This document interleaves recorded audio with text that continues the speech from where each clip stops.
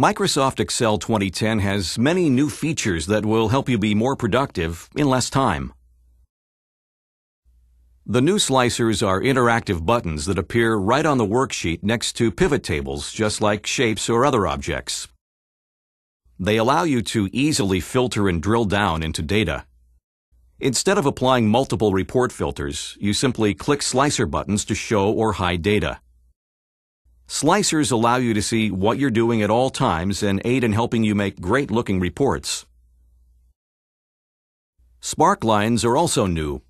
Use them to show trends and patterns for ranges of data. These graphics are embedded right into what they're describing and look like mini charts.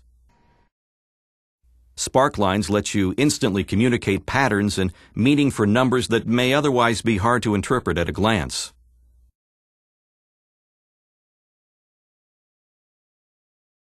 The Backstage view is where you create, open, print, or otherwise manage your workbook files. You can assign file permissions, prepare the file for sharing, and manage draft versions for each file.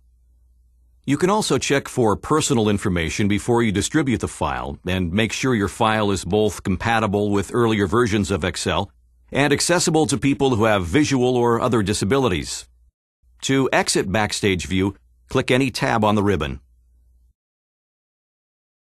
Using conditional formatting, you can highlight interesting cells or ranges of cells, emphasize unusual values, and visualize data by using data bars, color scales, and icon sets. In Excel 2010, you have access to more icon sets, including triangles, stars, and boxes. You can also mix and match icons from different sets and more easily hide icons from view. For example, you might choose to show icons only for high profit values and omit them for middle and lower values.